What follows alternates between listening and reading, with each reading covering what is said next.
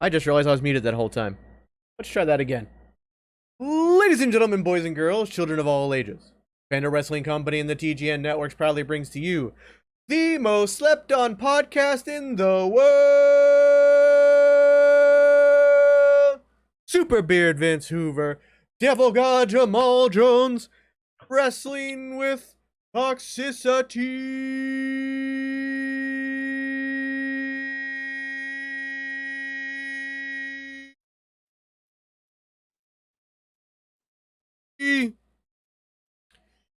Woo, I will pass out one day from this to you. I live too Wow. far to resuscitate you. Ladies and gentlemen, welcome to Wrestling with Toxicity. I am, of course, Super Beer Vince Hoover, joined as always by the Devil God Jamal Jones. How you doing today, sir? I'm alright. I'm here. Yeah, it's an interesting weekend, right? We'll get into that very soon. As always, thank you for tuning in. We are currently live on the Geeks and Noobs on Twitch. That's twitch.tv/the Geeks and Noobs. If that's where you're finding us, please hit that heart button for a follow. If you feel so gracious, please subscribe. You can always use the Amazon Prime sub to make Jeffrey Bezos pay for it, so that's always an option. We're also live on YouTube at youtube.com/TGN Networks. We are also live on Facebook, facebook.com/The Geeks and Noobs Podcast. We're also live on Trovo, trovo.live/The Geeks and Noobs. And we're also live on the Panda Wrestling Company YouTube, Facebook, Twitter. Currently, we are not on Twitch. We're having some technical difficulties on the PWC side of Twitch. That's all right. They'll get that fixed come tomorrow. But for today, for us and outside the brand, we will not be on the PWC. Just a second here. For some reason, the Rootless Coffee logo was taken down. I've got it back up because we are brought to you by Rootless Coffee. Go to rootlesscoffee.com for some of the best coffee in the world. And with the code PANDACOFFEE, PANDACOFFEE, get 15% off all non-branded coffee and all merchandise.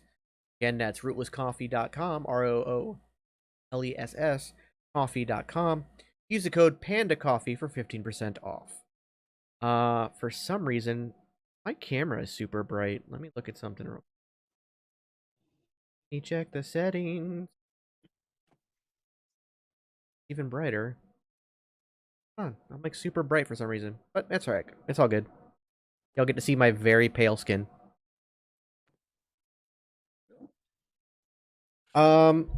So yeah. We had what is second. Let's wait.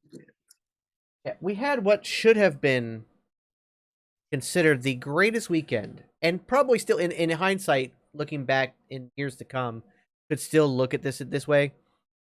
But this should have been considered the greatest weekend in pro wrestling history. Yeah. We had 3 phenomenal pay-per-views. Clash at the Castle killed it.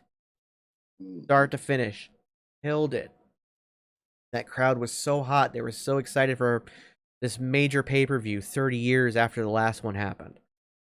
Cardiff was amazing. Then you have NXT Worlds Collide, and they killed it. They killed it. Just banger after banger after banger. And then we had All Out, which killed it. I mean, really, again, banger after banger after banger. Hey, Bree, how's it going?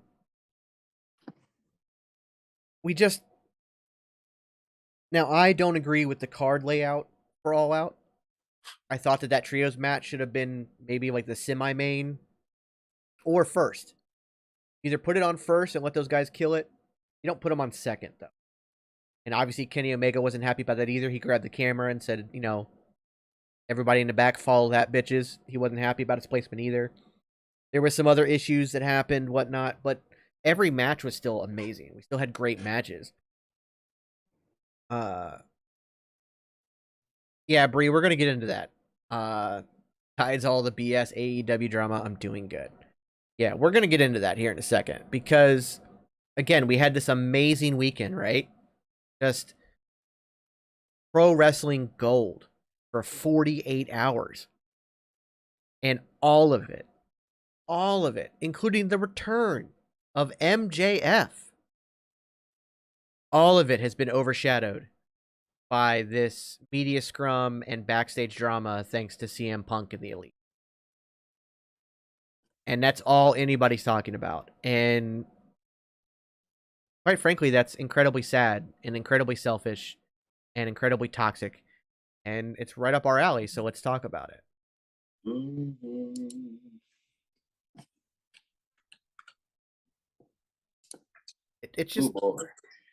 It's just, it's crazy to me, right? Yeah.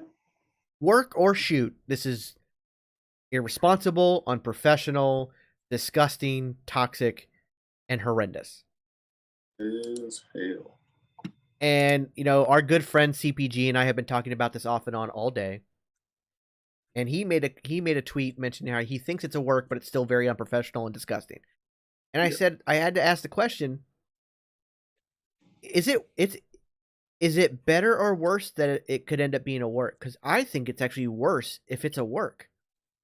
The fact that you like meticulously put together all of this Yeah, banter and all of this bullshit. Like, yeah, that's way worse, right? That's like sociopathic behavior. It is. It's very weird because if it's a shoot, it's like, okay, you lost control of your stars. Yeah. All right, you can rope that back in. You can rope that back in. You can punish whoever needs to be punished. But if you purposely set that, that's just odd. And it's disgusting. What it is. Yeah, that's some. Yeah. Mm. That's what you're gonna do. You have. If this is a work, they threw a man's mom by name out. Yeah. Flat out called her out by name. That ain't right. Called out beef with somebody. They had to get moved to a different roster because of the fact that you were there.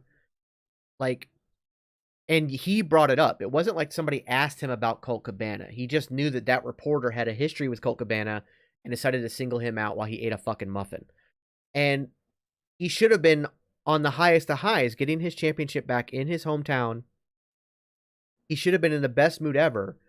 But because MJF came out, revealed himself as the Joker, had that great video, that fantastic video, all well done. Punk's fragile ego couldn't take it, and he got butthurt and had decided to just ruin the scrum. Now, again, if this was emotional, that's one thing.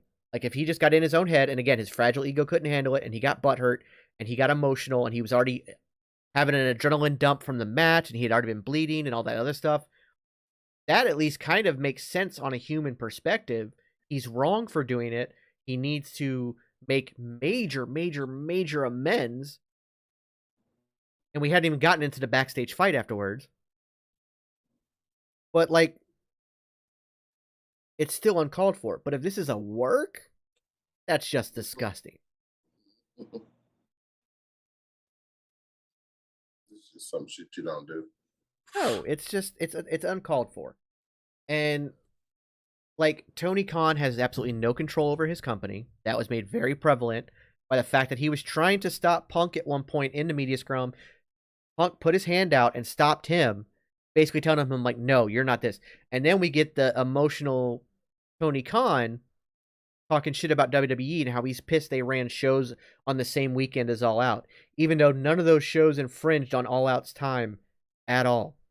In fact, not even the pre-show, not even 0 Hour was affected by it. Because NXT was over by 6 p.m., 0 Hour started at 7. They didn't infringe at all. But yet he's going to roll out there. He's going to throw Jim Crockett's name out there and then bury Jim Crockett, a legend in the business.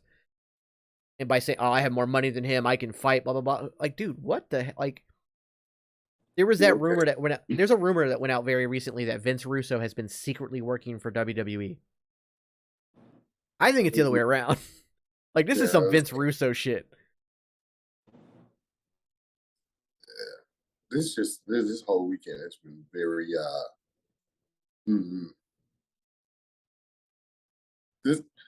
this weekend is the equivalent of taking a very nice and soothing shower. You're enjoying all of it.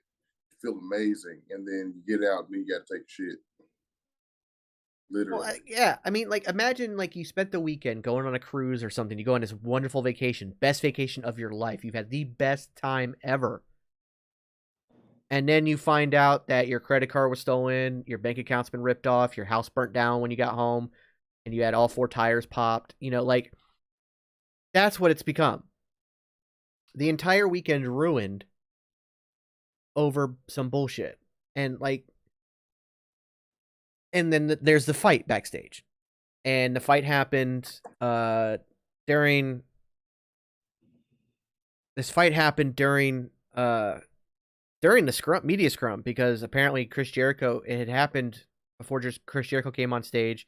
Chris Jericho, weirdly enough, the complete consummate professional throughout the scrum, and then leans over and tells TK, hey, some shit went down backstage.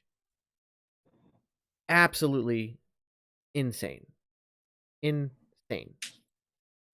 And again, you've now kind of buried MJF. You have his return was huge. Now, it, like, obviously, I think his return and that voicemail and everything else pretty much proves the whole thing was a work from day one. Yeah. And I can see MJF being that kind of guy to do a work like that, including a walkout of a signing, which I'm sure was planned between him and TK. The being gone for months, the promo during while the executives were there, very convenient. The whole thing. Like, to me, that doesn't scream work shoot. It screams work 100%. Yeah. But in the best possible way. Yeah, that's fine. That kind of work is fine. That's what we like to see. Stuff like that is just fine. And why is it different? Why is it different? Because MJF didn't call anybody else out. He did call out the ex-WWE guys, but that's just playing off the internet rumors. All it was between him and TK. Him and TK. Him and TK. He kept it between the two. He didn't pull somebody else into somebody that you have known heat with. Somebody that that we know for a shoot you hate.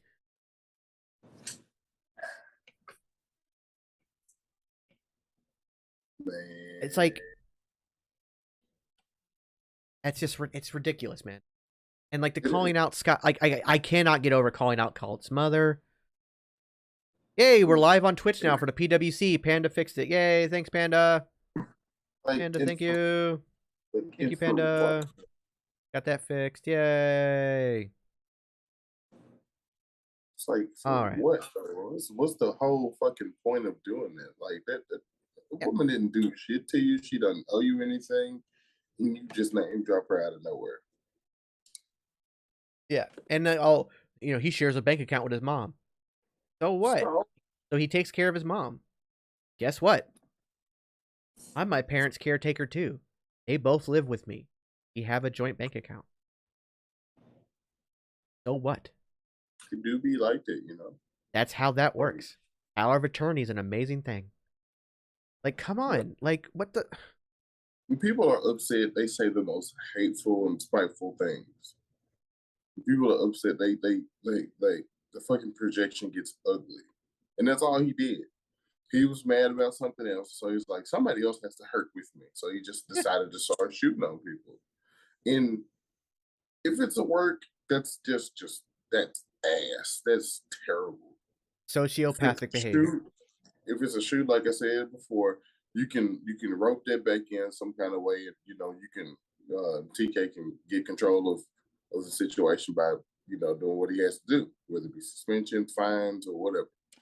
But to deliberately, the latest thing I will say, and again, these are all rumors. Everything's going on right now is rumors because AEW is keeping their their trap tight. They're shutting their mouth. They're not saying anything. The Young Bucks didn't say anything. The new BTE, Beyond the Elite, showed nothing. Nobody's saying anything. But the consensus that these guys can get from people in the locker room is that they would be surprised if Punk wasn't fired.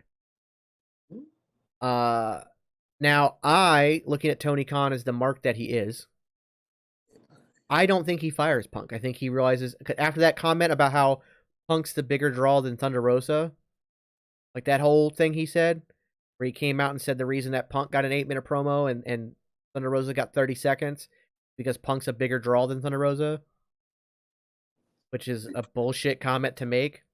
That's incomparable as fuck. Yeah.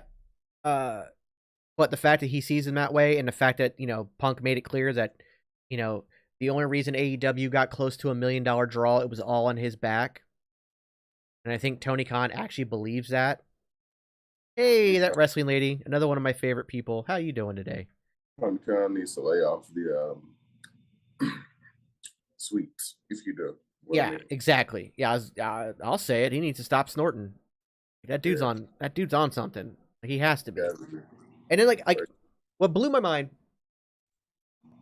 like I said, Tony Khan then reacted emotionally after Punk left and said all kinds of stupid shit and said the shit like I'm a billionaire, blah blah. No. Your daddy's a billionaire. You have daddy's money. Let's be real. He just blew like I saw the fucking stat come up about how much money he's wasted on the Jags over 10 years. Jesus Christ. It's just They're not the most they're financially stable, but as far as knowing how to invest their money, they suck. So we talked last week about how toxic the IWC can be, how toxic Wrestle Talk can be, but when the actual sport or the actual product of the fandom, the thing that we're all fans of, becomes toxic, how can you not have a toxic fan base? The fact that this man is a hero to so many people screams volumes. Now, again, I have known Punk for over 20 years. I have worked shows with him. This ego is not new. I had hoped and I had prayed him going to AEW at his age, he would have at least grown up and emotionally matured. Obviously, that's not the case. Because like I said, even if this is a work, it is something I'm sure he came up with, and it is sociopathic behavior. It is narcissistic, manipulative, gaslighting behavior. It is sad and disgusting, and his ego is just unfounded. Unfounded.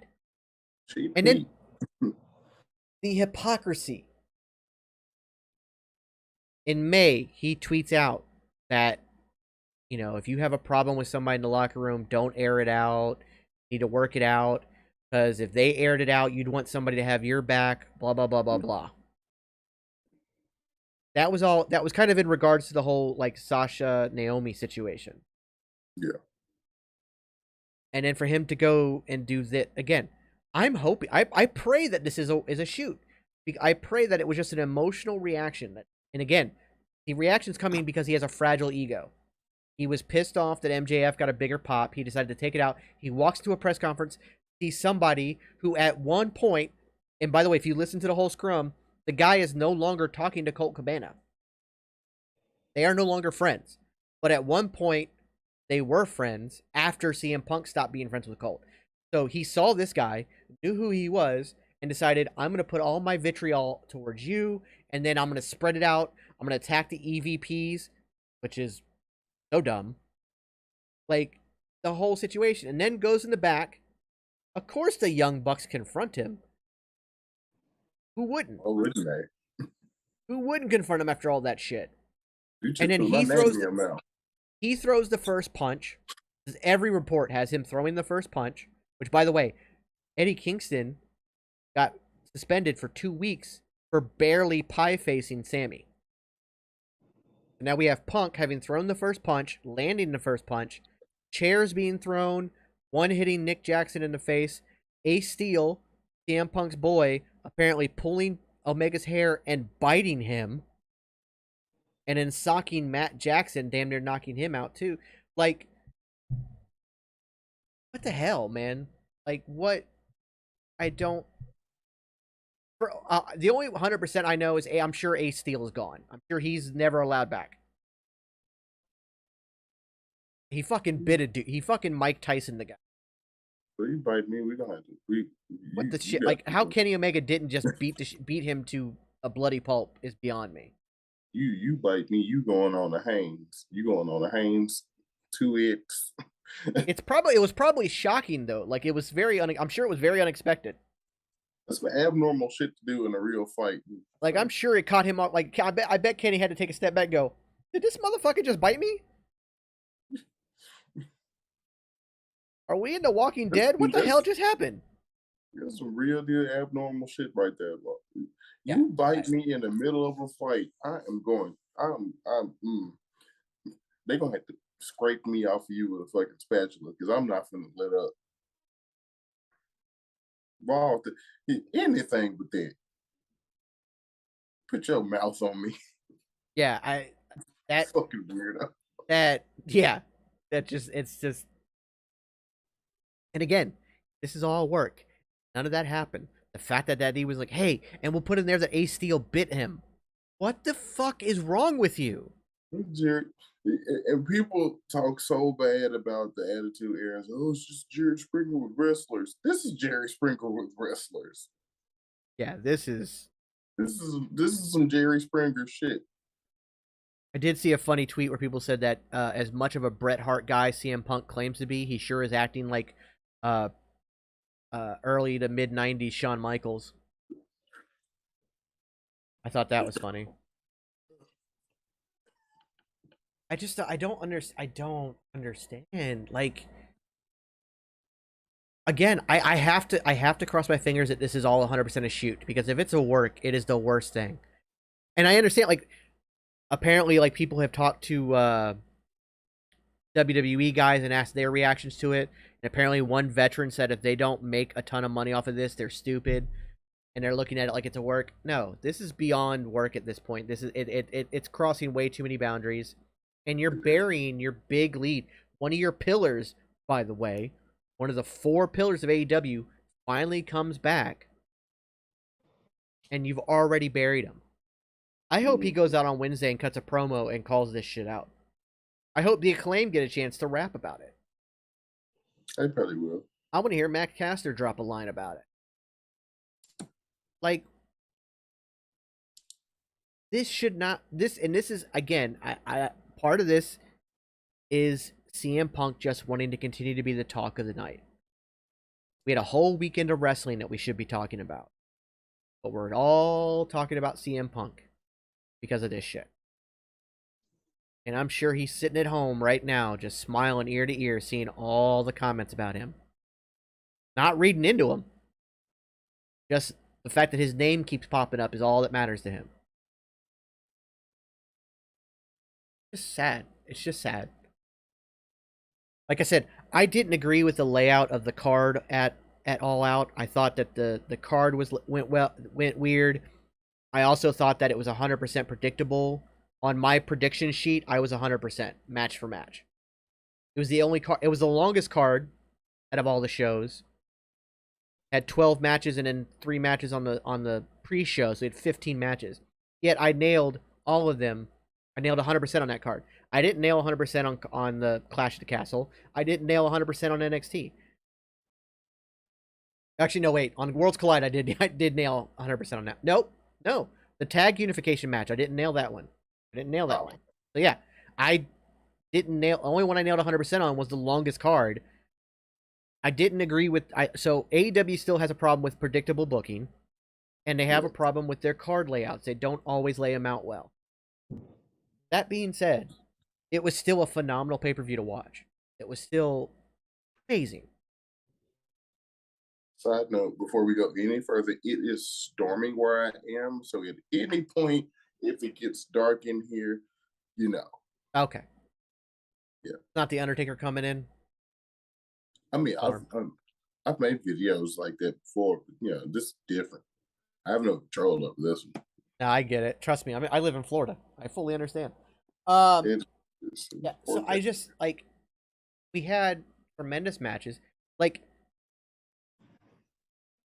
the quote unquote worst match of the night for me was the women's fatal 4-way, and it could have been our feed. We had some video skipping issues, but the whole match felt a little discombobulated to me.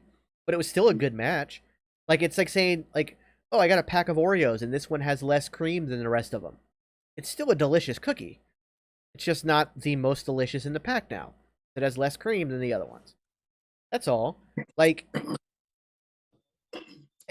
like every card had that. Every card had to have a worse match, even though they were good matches.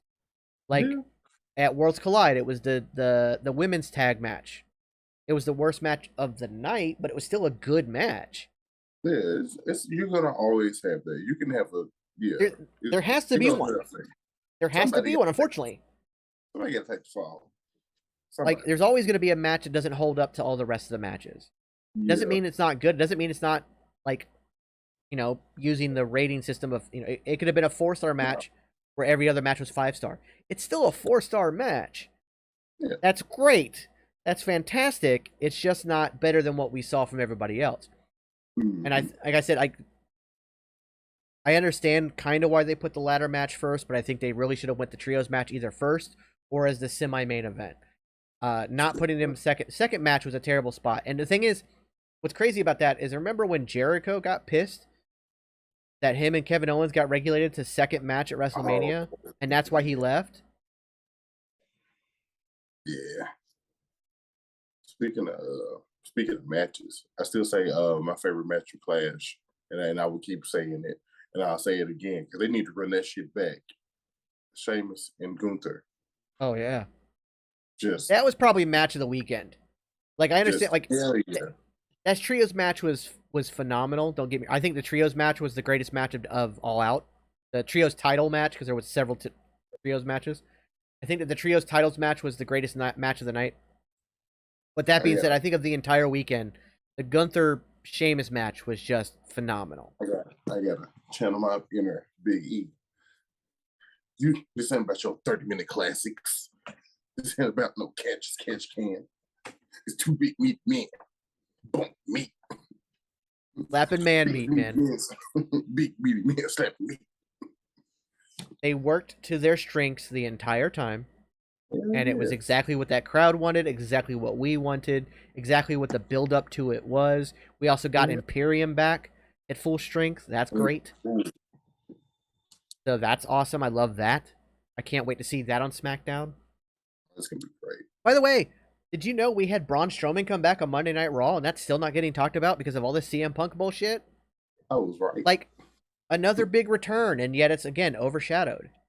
I was right. Luckily, they were smart. You know how smart they were? Mm-hmm. They've already made it known that Braun's going to also show up on SmackDown. Oh yeah.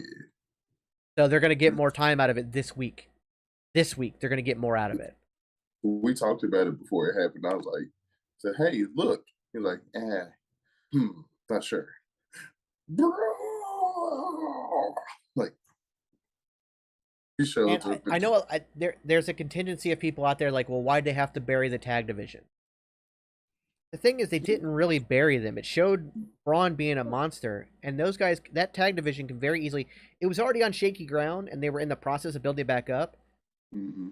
So if it knocked it down a peg or two, it didn't knock it down very far because they're still going to build it back, and they still have the opportunity to do that. By the way, best spot of the last 3 days, best singular spot was when Angel Garcia tagged in Kofi Kingston to go against Xavier Woods, and they thought they were going to have to fight, and so they shook hands. They start circling around, and then boom, Xavier just drops to his back, and Kofi goes to cover him.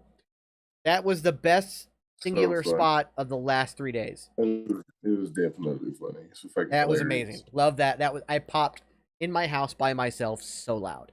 I was like, yes, that was amazing. That is how you do pro wrestling. Like, that is how you do. Yeah. That was brilliant.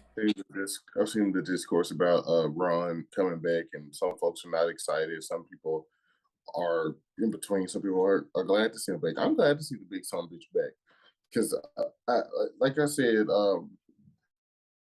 CYN just doesn't have.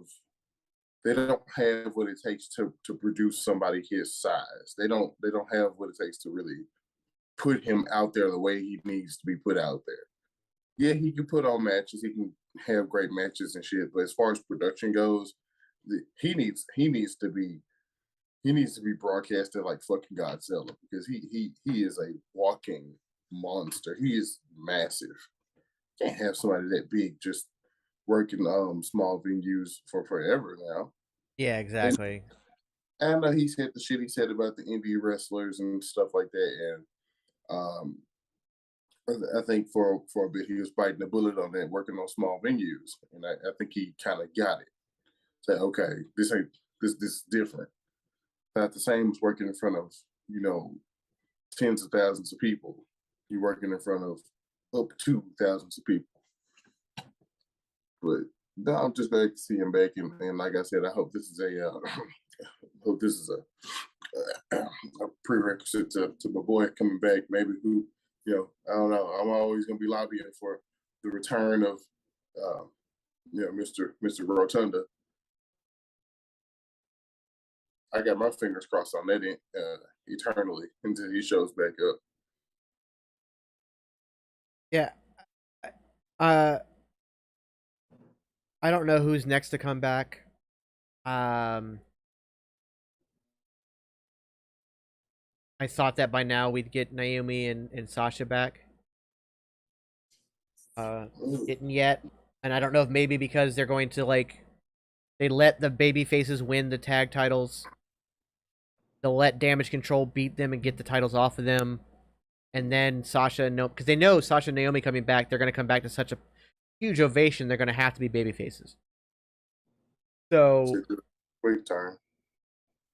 So maybe I hate to say it, but maybe Raquel and Aaliyah are kind of transitional champions just to give the baby because it was gone for so long, it's almost as if it's re-debuting those belts.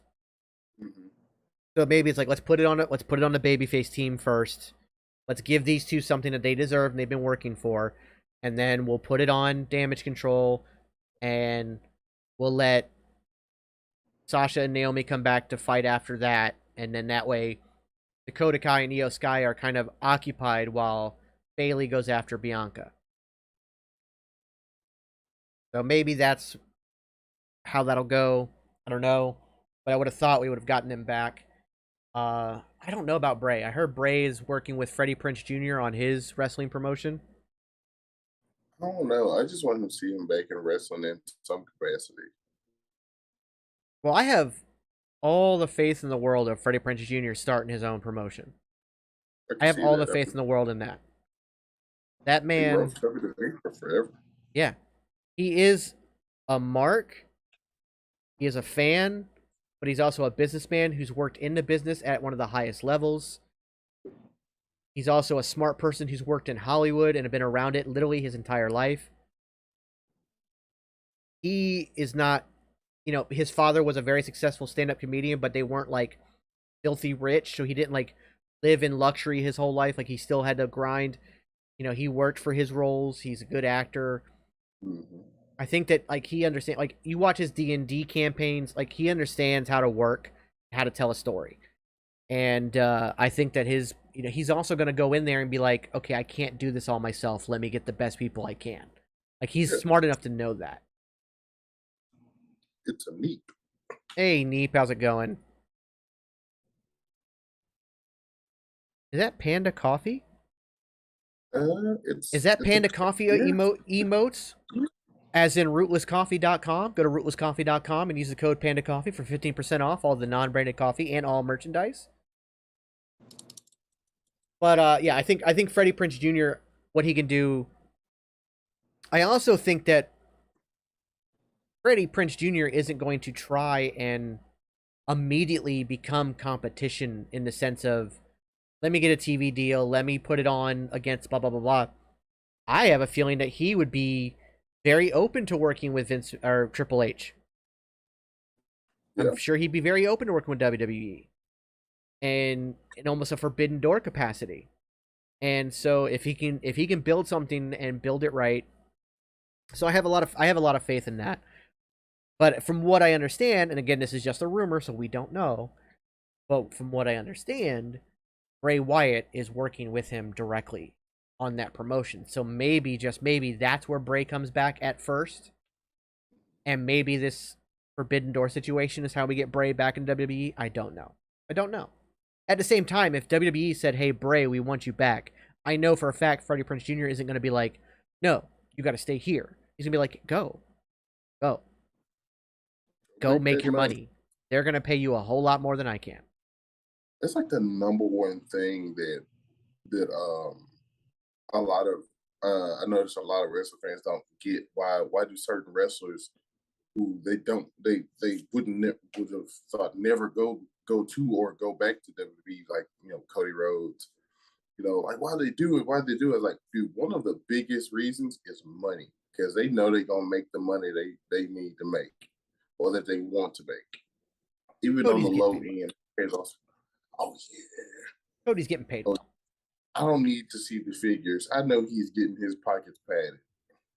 Like it's obvious. Like folks don't go back just for the platform or the opportunity. They go back for the money. They go back for the chance to get a handsome payday. And who the fuck wouldn't? WWE is they're not the end all be all, but they are definitely the top when it comes to getting the money, man. Even on the low end, I feel like the folks make good money. Yeah, talking kind of contracts here. I want to go back to the MJF re-debut here. The and that voicemail again to work, but he's gonna be Tony Khan's like, all right, I'll give you a pay raise. I won't even make you sign an extension. If he legit does not sign an extension, his contract is up in 2024. I'm wondering if like the reason he didn't want to sign an extension is because he actually does want to spend the next year and a half building himself up as the biggest thing in AEW, and then go give WWE a try. Leave on shoot good terms with AEW, similar to how Cody did. Just look, my contract's up. I have to listen to these offers. They're offering me this. I got to give it a shot. Goes over there, whether it works or not, he can then decide whether he wants to go back or not. You know what I mean? Like, if he signs the extension, he'll be even though he is very young, he'll be at a point where the door for WWE kind of closes. Yeah. And so I hope that part of it is a shoot. I hope he's not signing an extension because I would like to see him spread his wings. Because here's the thing, he can go to WWE for like 3 to 5 years and then go back to AEW and be the absolute biggest thing ever. Yeah. He's already close to that in AEW, but I think that, maybe getting a world title run at WWE under his belt, or even just a long intercontinental title run, something, getting something like that under his belt, getting a WrestleMania under his belt, and then going back would be huge for AEW. And I mean, right now, AEW looks like the Titanic 30 minutes before the iceberg. And if they do not fix this and steer clear of said iceberg, they will just be what they will end up looking like is they will end up looking like WCW in fast forward. And I don't want that. I don't want that. No. I want AEW to succeed. There are people like first of all, the roster is already too big, but it's too big to go to WWE too. So many guys would lose their spot on TV. There's guys that don't work in the WWE system. I want those people to have their TV time. I want those people to shine. I want them to get the big paydays. And AEW is where that's going to happen. I want AEW to succeed. And my thing is this, and I've said this before. They like you just mentioned, they have a grossly over encumbered roster.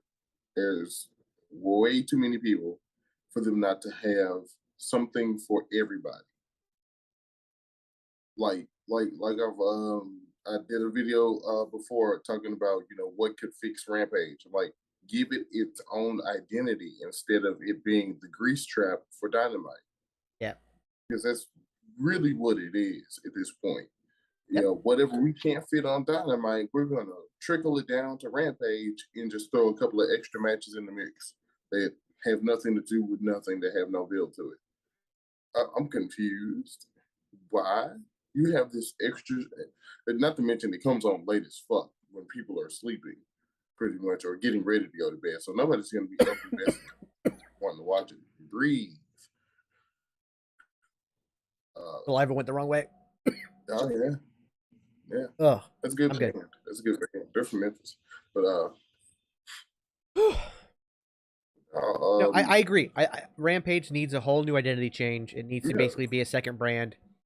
You don't have to necessarily label it a second brand, but no, we should not see people who were just on Dynamite on Rampage. exactly. There's no point. No. There's no point. And then you have all of these titles, and you're trying to cramp them all on Dynamite. Why don't you like that? What would immediately give Rampage its own feel is if you were to have these titles defended and shown more on Rampage consistently. Just like how they did with SmackDown and Raw. You know, at first they were just two shows. You would see The Rock on one, and then the other one, and they would just flip flop everybody. Whoever they couldn't fit on SmackDown, they put on Raw, and vice versa. But then as time went on, they were like, "Hey, why don't we just have set wrestlers be on these shows and create that brand split, so to speak?" They can do that with Rampage and Dynamite to a degree. It doesn't have to be exactly like Raw and SmackDown, but it can be similar. Yeah. Give it its own, its own, aura. It It you have the nucleus to make something out of it. Do something with it. What's crazy is when they first announced Rampage, the synopsis for it was that it was where they were going to highlight more stars. In other words, like the people on Dark and Elevation would start getting TV time. Yeah. It ain't happening. And No. it's kind of sad. But like also what's sad is like you're right, there's way too many titles in AEW. Like the All Atlantic Championship was defended for the first time on AEW at the pay-per-view. It was won June 26th. Its first defense on AEW television was at the pay-per-view against Kip Sabian with Pac. It has been defended 3 other times that nobody knows about unless you follow Pac exclusively. Like if you follow him closely and follow where he goes for his independent shows, like then he's defended it here, here, and here. Yep. They really highlighted that fact too. The announcers mentioned it multiple times that this was the first time it was being defended on AEW television. Mm-hmm. And they try to frame it as a good thing. Like it's being defended all over the world and da-da-da. Look, it's an AEW title. To be defended on AEW. Like, what's going on? Now, that being said, that Kip Sabian Pac match was phenomenal. Kip Sabian, it looks like he hasn't missed a step in over a year. Over a year away from the ring, and that dude looked like he had not missed a step. In fact, he looked like he was in better shape now than he was a year ago. He looked great. But again, very predictable. You never expected Pac to lose that. Just did. No. And to be honest with you, I mean, AEW has the same amount of titles as WWE's main roster. I think it has more now. Sure. Because you've got, for WWE, you have the Unified Universal Championship, the Women's Championship on Raw and SmackDown, the tag titles, unified, United States, Intercontinental, Women's Tag Team. That's 7 belts. If you throw the 24/7 in there. Well, you notice Dana Brooks not even carrying it anymore. That's true. Sure. So I don't think I think it's just gone. AEW has one more at 8. AEW, you have World Title, TNT Title, World Women's Title, TBS Title, Tag Championships, Trios Championships, All Atlantic Championship. I think there's one more. What am I missing? Yeah, World TNT. The FTW, I don't think that counts. FTW. The fact that they're defending it on pay-per-views. Yeah, that was the one thing. So the FTW title.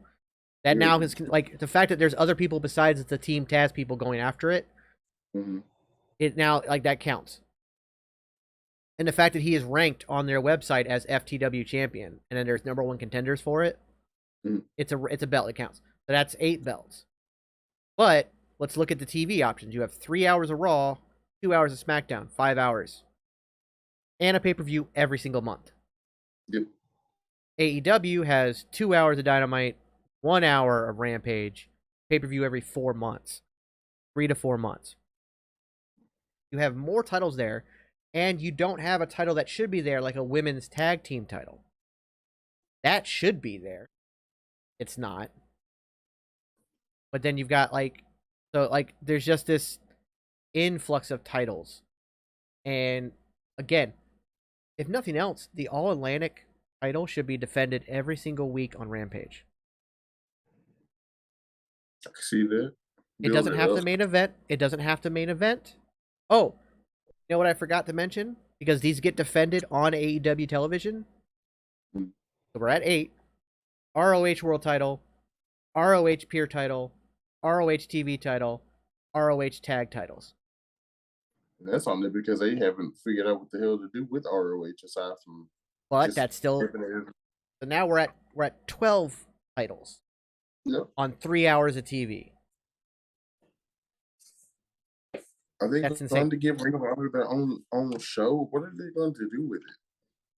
I mean, I do believe that's what they're working towards. Like legally, they're working towards getting ROH a TV deal of some kind. Yeah. But still, you know that on AEW Dark tonight, Claudio is defending the Raw or the ROH World Title on Dark.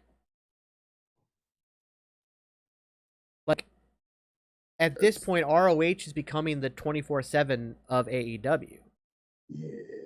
Now, the Pure title will be defended this coming Dynamite with Danny Garcia versus Wheeler Yuta.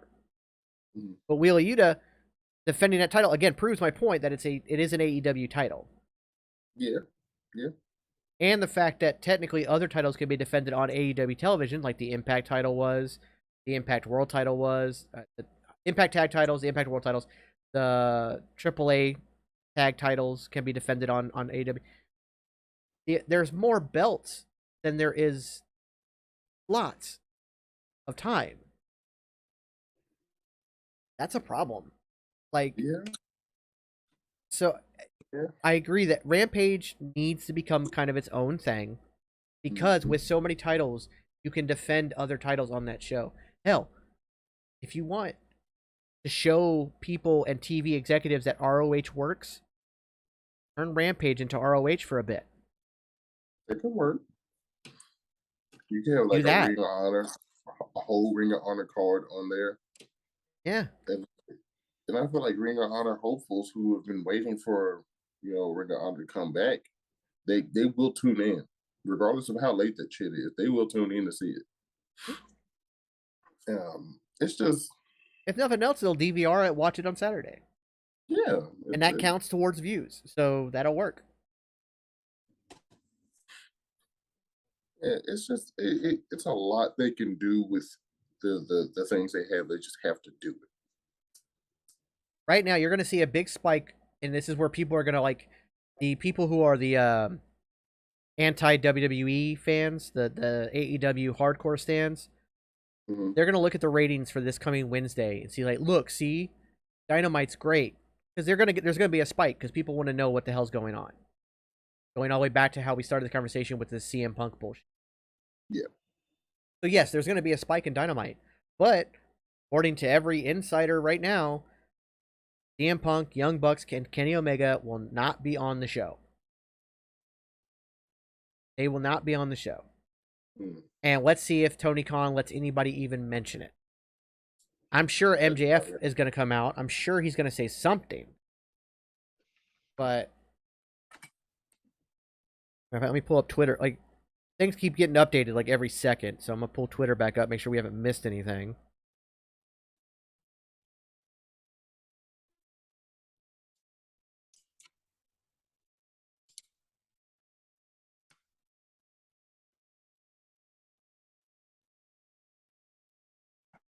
Let's see.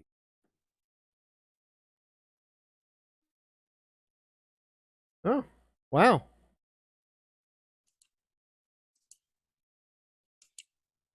Oh, there you go. We had an hour of Twitter without mention of the situation, besides a few memes here and there, but no new updates.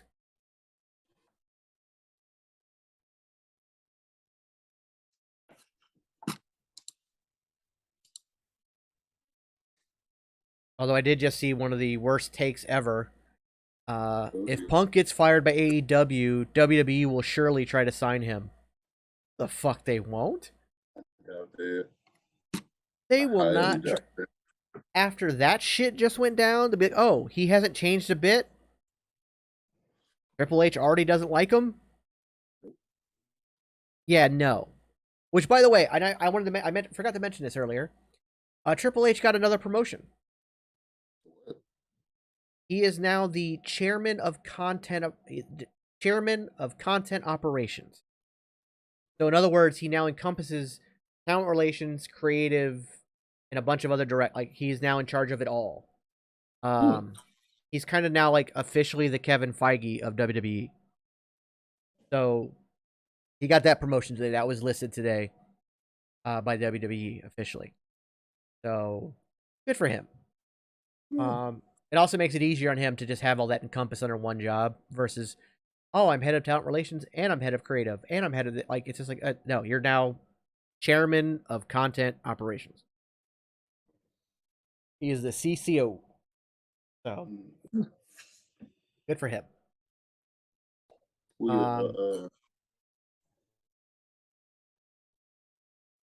Expo. Jaxmo said if Punk leaves AEW, I feel like he would be done with wrestling altogether. That's just me though. You're absolutely right. Yeah, you're absolutely right. He's done. The only thing that brought him back was a giant paycheck. Yeah. And I think, and this is just speculation on my part. I have nothing to back this up except for my limit, having known him and met him and been in locker rooms with him. But that was also 20 years ago. 15 years ago. But I think that the massive paycheck, along with the thought that he might be able to bury WWE, he could somehow, his ego was so inflated, he thought just his return to the business would be enough to push AEW over WWE in ratings. I think that's what brought him back. Like speaking of Triple H, thinking back on that, did you see the interview he had with Ariel Helwani? Mm-hmm. Yeah, good interview. And he mentioned, yeah, and I like that he was pretty transparent with everything. He wasn't being derogatory or anything towards AEW, and a lot of AEW fans still took it that way. About how AEW at one point, he said, you guys beat our developmental area in ratings. That's good for you. He's like, I don't care. He only cares about what his company's doing, what he's putting out. Because you may watch AEW, you may glance at it, but he's not focused on it to the point where he's like, oh, they're trying to take that. Like, no, he's staying the beaten path, and he's putting out. He's trying to put out great stuff, great product. Yeah. Who gives a shit what AEW does if you're in his position? They don't dictate your pace. You do. Exactly. And that's what a lot of competition breeds success. But focusing on your competition grounds your ship. Yeah, because you're always looking to level up or one up the other person. So that means you're waiting on them to do something. That means at that point your product is only reactionary. It's only you're only bouncing off of what they're doing. And you're gonna wind up doing the same stuff or something that's just stupid, plain to stay stupid. Well, I said this to you before we got started. Mm-hmm. Back into Monday Night Wars, the reason that Eric Bischoff won for 83 weeks straight was because Vince McMahon saw them as competition and was reactionary and focused on what WCW was doing and trying to attack them. And he kept losing, and he lost for 83 weeks straight. Finally, he realized that no, it's just let's focus on us and what we're doing. Mm-hmm. And then they started to win. And then Eric Bischoff became reactionary and became trying to stop them at their game, blah, blah, blah, blah. And then, boom, WCW goes out of business. AEW needs to stop worrying about WWE, Take WWE out of their mouths. Don't worry about it. Look at it. See what they're doing. See what your competition is up to. But then focus on just making the best product yourself. Exactly. Competition breeds success, but focusing on your competition sinks your ship. Yeah. Plain and simple. And that's the biggest issue here. It's just That's like what we call rubbernecking. That's what we call rubbernecking. Yeah. It's like it's the because if you like on the road when you rubbernecking, like you see a car wreck. Yep. And like, what's going on over there, and you're gonna cause your own because you're not looking at what you got going on in front of you. You're looking all over the other places and such. Don't do that. Focus on what you got going on, and you'll be just fine. Keep your peripherals open, but look forward.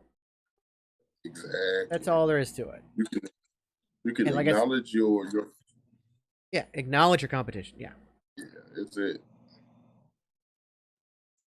With what Tony Khan said in that media scrum, comparing himself to Jim Crockett and all that bullshit.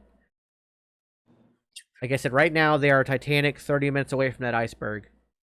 They really need to step it up. Jason says, sorry I'm late, but did you see this Punk stuff coming because of your history with that individual? Oh boy, have I. We have been talking about that pretty much nonstop this entire time.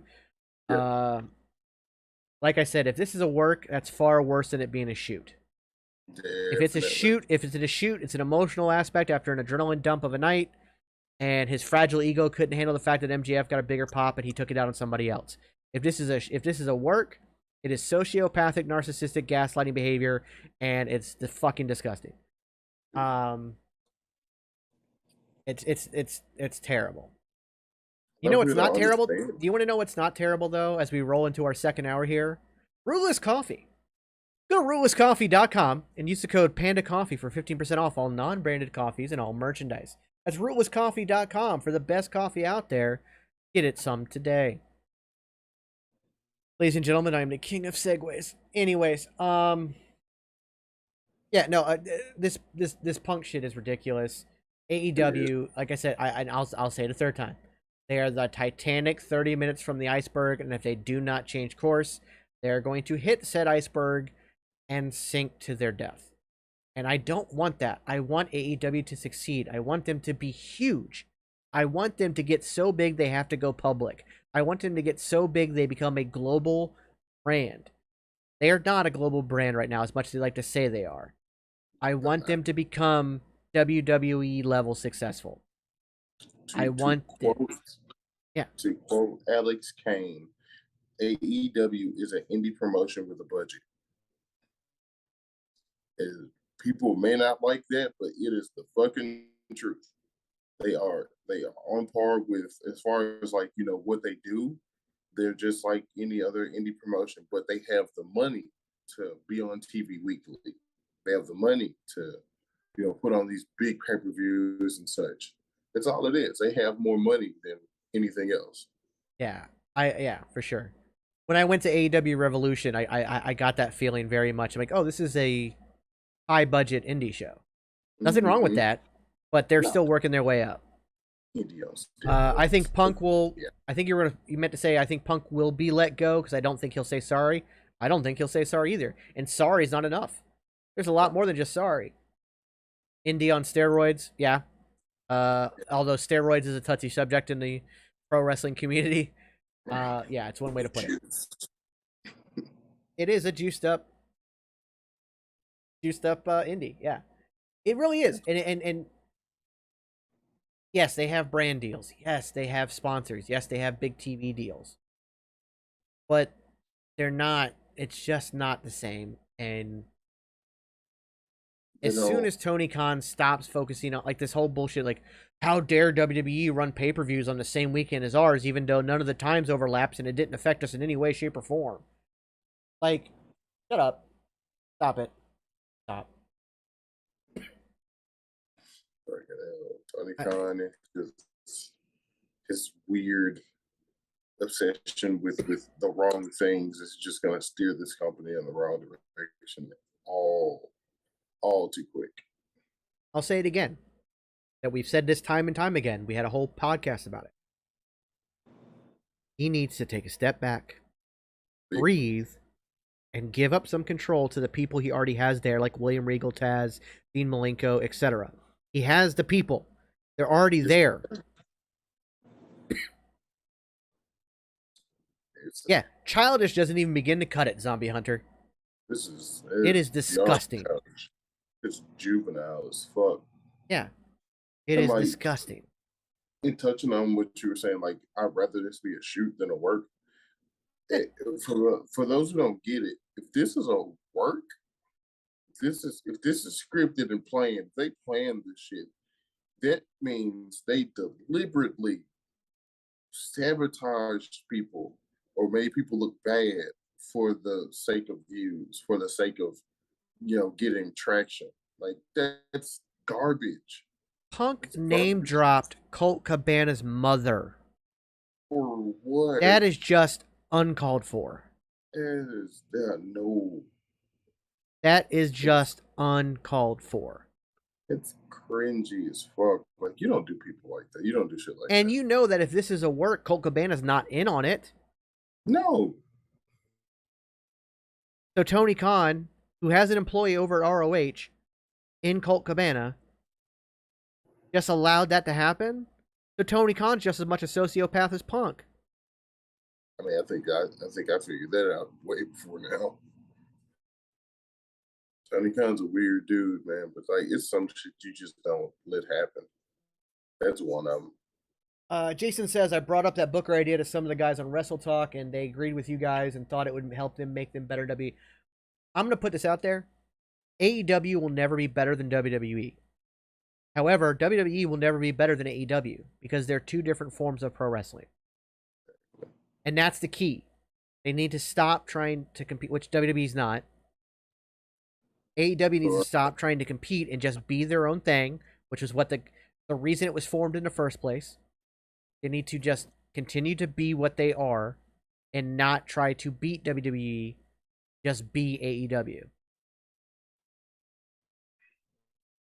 Zombie Hunter says, yes, I agree that he's a spoiled kid that wants what he wants. Yeah, like I said, if this was a shoot, it still looks bad on Punk because his fragile ego got butthurt that MGF got a bigger pop, goes into the media scrum and sees somebody and immediately decides to take it out on them instead of dealing with his own emotions. However, that is something that can be worked through. That is something through mediation and other processes they can work through as a locker room and figure it out. Throwing punches at people in the locker room, not okay.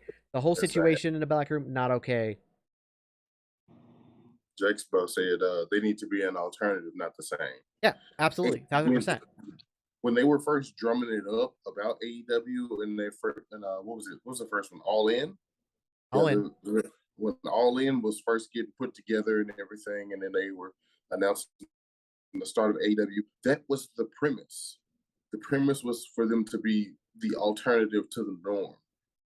They wanted to be something else other than WWE. They wanted to be, another platform of wrestling that you could watch and that you could enjoy. That was supposed to be their whole existence, to be something else. And it went from that to quickly being, we're trying to compete with these guys and we're doing like it quickly turned the other way. They went left almost immediately. Well, let's look at this. Let's look at this. Let's go back to the pay-per-view. The casino ladder match. Mm-hmm. Was the ending of that not the most sports entertainment thing you'd ever seen? Oh, definitely. I made a joke to myself, which again, I was by myself, so I don't know who I was talking to. But when all those guys came out in the black hoodies and the mask, I was like, oh, it's Retribution. Like, that whole situation, and then, Stokely Holloway going up and getting the chip, and then the guy coming down with the mask. Which, by the way, using the only good Rolling Stones song there is in Sympathy for the Devil. And now I'm afraid we'll never hear it again. Because when he came out a second time, he came out to his old music. And not the Sympathy for the Devil. And I'm like, damn it. Would have loved that to have been his music. Someone got bit somewhere, don't know if it's true. Yeah, according to all reports, Ace Steel bit Kenny Omega. Because he's a fucking zombie, apparently. which is funny because you're a zombie hunter. Zombie hunter, go after Ace Steel. Great match up until the end. Yeah. Do you think Tony wants to be WWE? Absolutely, 1,000%. Tony is a mark for the business. He loves WWE. Don't let him fool you. And he just wants to be WWE 2.0. That's not what the Young Bucks and Omega and Cody wanted. Why do you think Cody left? He said that his goals for the product and Tony's goals did not align anymore. They didn't want WWE 2.0. Cody would rather go back to WWE. If he's going to work a WWE product, he'd rather do it on the grandest stage of them all. Yep. And at the same time, he already knew he had built himself up to be enough of a star that he was not going to be wasted. And especially now that Triple H is in charge, I'm sure Cody's ecstatic. Yeah. But, like, you had a bunch of sports entertainment moments in All Out. I'm not against that. Like I said, the pay-per-view was good. Really good. But there was a lot of sports entertainment moments. And it just feels like the longer we go, rankings no longer matter. Wins and losses no longer matter. Clean finishes no longer matter. Surprise roll-ups are becoming more and more a thing. It's becoming very WWE 2.0. And that's not a good thing. And if Tony Khan would just listen to some other people, set up a booking committee versus him doing all the booking, let minds like William Regal, as Dean Malenko, let those guys, Christopher Daniels, let those guys book the show. Let them do what they do best. Because they're going to do it. And step back and breathe, Tony. Step back, breathe. That's it. He's supposed to just be the owner. Like, he's trying to play way too many parts. And with him being, for like a better term, kind of still green in the business, it's not benefiting him to try to do all of these, different jobs at once. You're trying to hop through too many hoops by yourself. It is no shame in having people help you. Like, there is no shame in having folks have experience in what you're doing help you. I mean, hell, Vince McMahon didn't build WWE by himself. He spearheaded it most definitely, but he didn't do it all alone. Yeah. That's why I kept normally I will silence my phone, but I'm keeping it on for notifications in case something does come out. So far, I haven't seen anything. Let's check Twitter one more time. Why not? I got my banners coming down on my phone as we speak. I'm just looking at them, seeing what's what. See here. Per the CM Punk's Ace side steal of things, after the scrum, the Young Bucks approached Punk's locker room and Punk wasn't answering the door.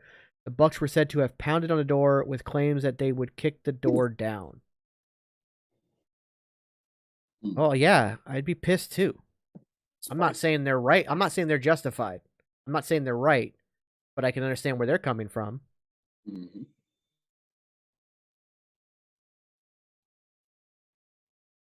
And immediately the Punk faithful are taking Punk's side in this. Oh, that proves the Punks were wrong in all of this. The Bucks were wrong in all this. What? Not really, no. First off, they're both wrong. Every side of this is wrong. Nobody's in the right. Nobody is. Grown ass men scuffling like fucking 12-year-olds. Let me see. Let me pull up the article here. So various reports have emerged since the events of the melee, with ACL said to have thrown a chair that hit Mac Jackson in the eye, as well as biting Kenny Omega. Punk was also said to be throwing punches during the incident. Fightful Select has now provided an update on the situation, detailing Punk and Steele's version of the events, as per sources close to the duo. According to the report, the Elite allegedly kicked down CM Punk's locker room door. Far more hostile approach as opposed to reports that the Elite were simply waiting for Punk in the locker room after the press conference. Okay. Per the Punk side seals in. After the scrum, the Young Bucks approached Punk's locker room and Punk was entering the door after having been a long match, bloodied, and finished with an emotional scrum. The Bucks were said to have pounded on the door with claims that they would kick it down. So they didn't kick it down. There was claims that they were going to kick it down. But they didn't. So in regards to Ace Steel's alleged biting and chair throwing, sources close to the producer stated that Steel's wife was present in the locker room at the time, leading to Steel going ballistic, throwing chairs, and ultimately biting somebody. Fightful noted that the claim made from sources close to Steel were that he was simply looking out for his wife more than anything, although things eventually got out of hand. I don't care who you are. I don't care what you're doing. I don't care what you try to justify it as. That's some bullshit. You don't bite how is biting somebody defending your wife, you stupid piece of shit? I'm putting you on a fucking t-shirt. Zombie says he'll be at Dynamite tomorrow, so I'll be very interested to see some your take on what happens between the commercials there, Zombie. And as far as I know, it says I guess Punk and Elite will not be there. As far as I know, they are not going to be there. There's more. There's more. Oh dear. The report then notes that the fight was supposedly a very long altercation and that it was the talk back and forth did not stop after the brawl. Additionally, Fightful moved to dispel rumors that Punk has injured his triceps during the brawl, instead reporting that those close to him believe the injury transpired during the championship match. They then addressed the rumors, stating that both Punk and Steel are done with the company, reporting that those closer to pair say they haven't been informed of that yet. Per the report, virtually all of the AEW roster that Fightful has spoken to about the situation believe that Punk and Steel will need to make heavy amends should be sticking around, with heat on the pair said to be unreal. As pointed out in Fightful's report, this is simply one side of the story, with numerous names involved refraining from commenting due to the potential for legal action to be taken, and thus it's worth taking this reported detail with a pinch of salt. And that is the other thing, is that legal apparently is getting involved as well. That says a lot too.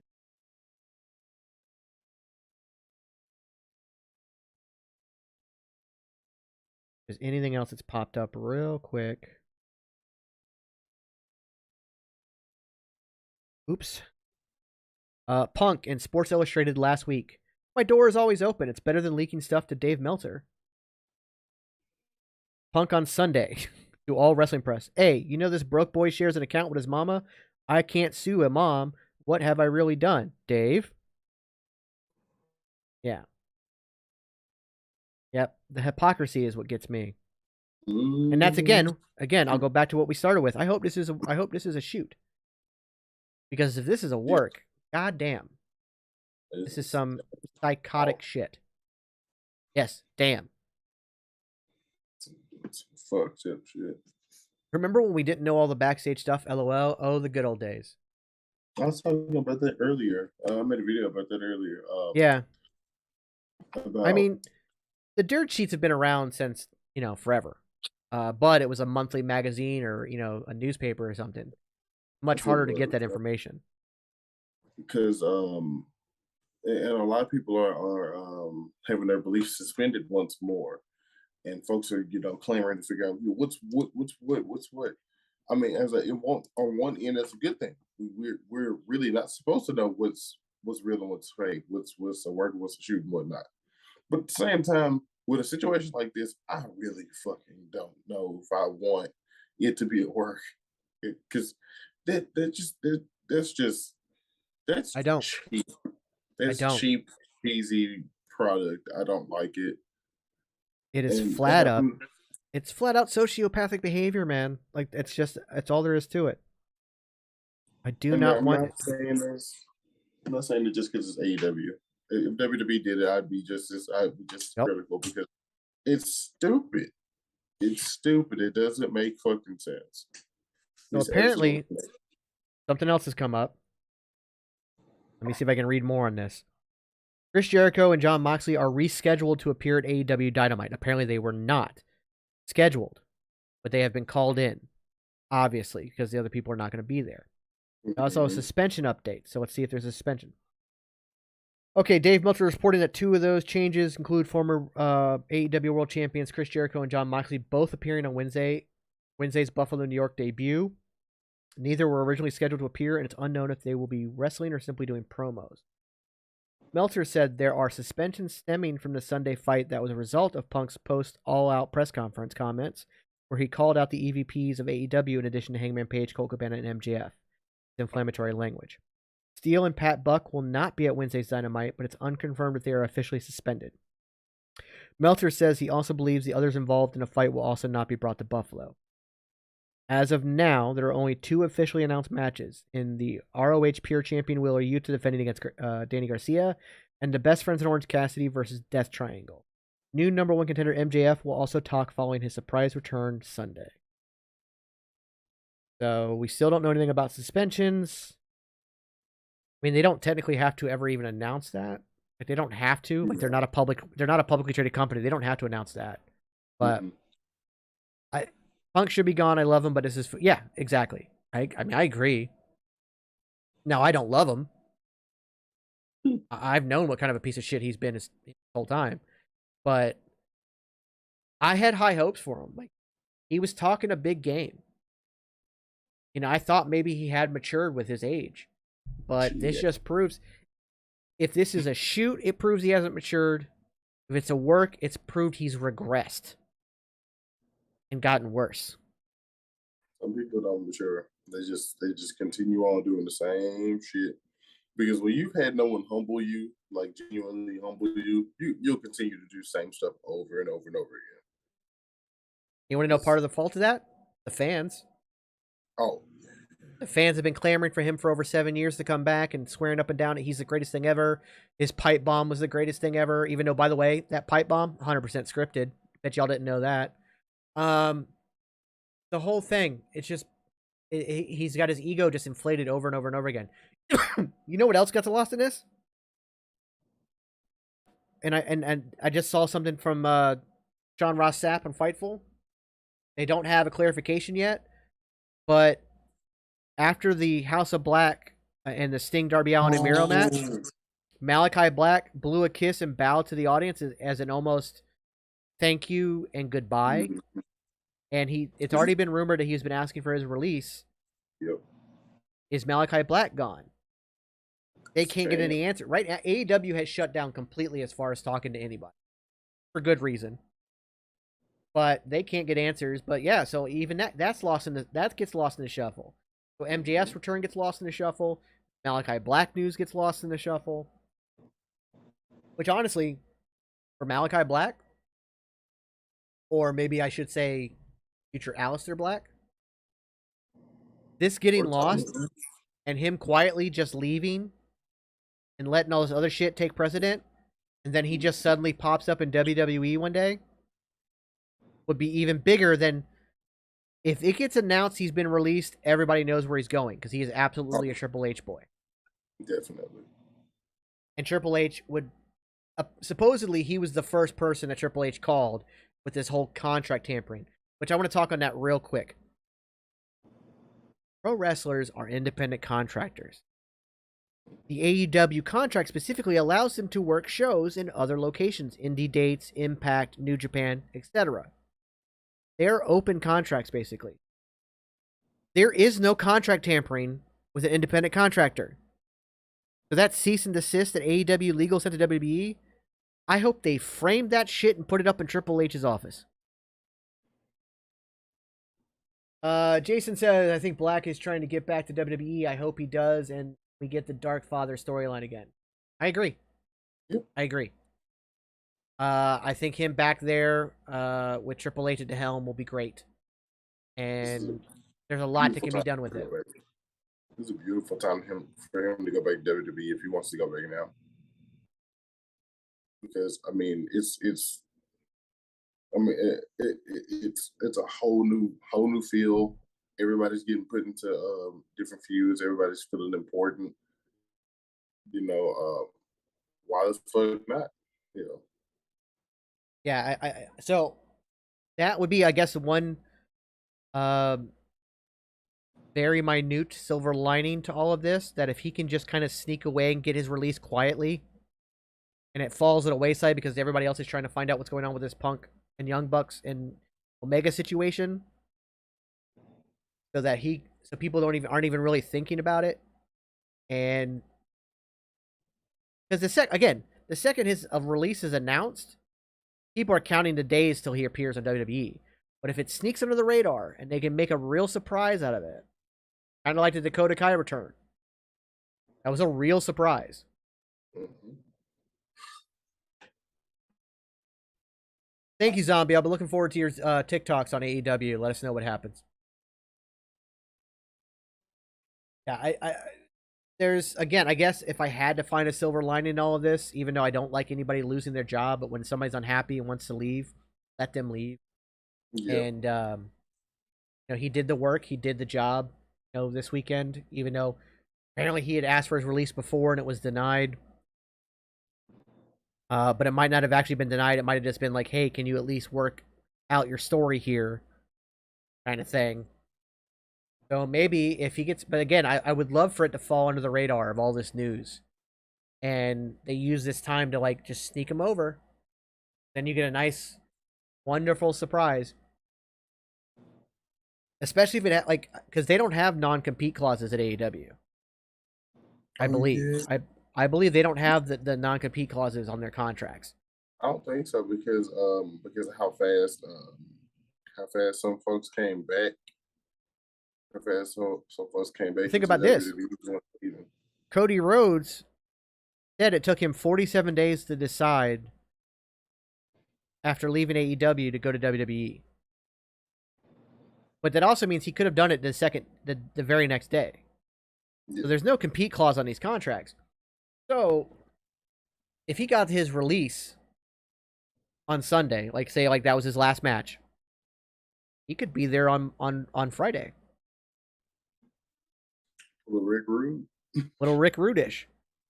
Now, maybe he'll be there. Maybe they'll do something with House of Black on Wednesday. Maybe to help close out the House of Black. Maybe Brody King and Buddy Matthews turn on him or something.